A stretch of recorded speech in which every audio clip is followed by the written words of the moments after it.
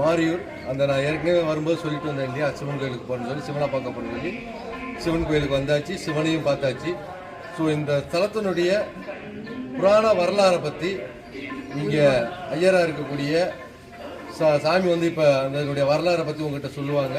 So நம்மளும் அவங்கள பற்றி இன்னும் நிறைய கேட்டு தெரிஞ்சுக்கலாம். சாமி சொல்லுங்கள் சாமி, இந்த கோயிலுடைய வரலாறு இதை பற்றி எனக்கு கொஞ்சம் சொல்ல முடியுமா?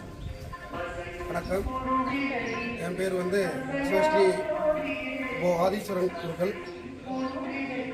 இந்த ஆலயம் ராமநாதபுர சமஸ்தானம் தேவஸ்தானத்திற்கு மத்தியப்பட்ட ஆலயம். இவ்வாலயத்தில் தலைமை குருக்கள் நான் பேசுகிறேன். இவ்வாலயத்தில் இறைவனார் பெயர் பூவேந்தியநாதர், இறைவி பெயர் பவளநிறவல்லி அம்பிகை. இவ்வாலயம் வர்ண பகவானால் ஆலிங்கனம் செய்யப்பட்டு வர்ண பகவானால் பிரதிஷ்டை செய்யப்பட்ட ஆலயம். சிவபெருமானுக்கு இந்த ஆலயத்தில் பூவேந்தியநாதர் என்ற பெயர் உண்டு.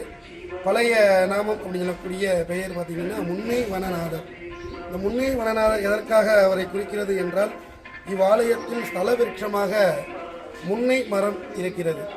முன்னை மரம் அப்படின்னு சொல்லக்கூடியது பார்த்தீங்கன்னா முன்னோர்களுடைய ஆசையை வணங்கக்கூடியது. இந்தியாவிலேயே நமது ஆலயத்தில் தான் இந்த முன்னை மரம் இருக்கிறது. இந்த முன்னை மரமானது எப்பொழுதும் ஒரு பசுமையான தன்மையை உடையக்கூடிய இந்த மரமானது மின்னல், முன்னல், முன்னம் என்று அழைக்கக்கூடிய பெயர்களை உடையது. முன்னம் என்றால் சகுனம் பார்த்தல் என்று சொல்வார்கள். ஆதி காலத்தில் மன்னர்கள் போருக்கு போகும் பொழுது இந்த மரத்தை பார்த்துட்டு தான் போவார்கள் என்று சொல்வார்கள். அது தொல்காப்பியத்திலே இருக்கிறது. அதோடைய பற்றி நம்மளுடைய முன்னே மர ஸ்தல விருட்சத்திலே நம்ம எல்லாமே எழுதியிருக்கோம். இதை நம்ம பார்த்துக்கலாம். மேலும் வர்ண பகவானுக்கு நமது ஆலயத்தில் வருடந்தோறும் மார்கழி மாதம் 3வது வியாழக்கிழமை அன்று தீர்த்தவாரி உற்சவம் மிக விமர்சையாக நடைபெறும். அன்றைய தினம் 1008 திருவிளக்கு பூஜைகளும், மறுநாள் மகாசபை பிரதோஷ அன்னதான கமிட்டி சமஸ்தான மூலியமாக மகாபிஷேகம் நடைபெறும். அதனைத் தொடர்ந்து இவ்வாலயத்தில் சிவபெருமான் மீனவராக காட்சி தந்து பார்வதி தேவியை திருமணம் செய்த ஸ்தலமாக நமது ஆலயம் உள்ளது. இவ்வாலயத்தில் நந்தி தேவர் சுறா மீனாக விமோசனம் பெற்று இங்கு சுறா மீனாக சிவபெருமான் சுறா மீன் வாகனத்தில் வீதி உலா வருவது இங்கு சிறப்பு.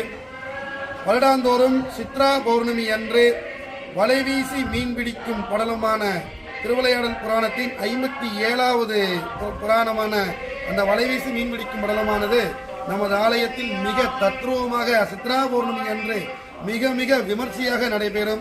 அன்றைய தினம் ராமநாதபுரம் மாவட்ட மீனவ பெருமக்கள் பெண் வீட்டார்களாகவும்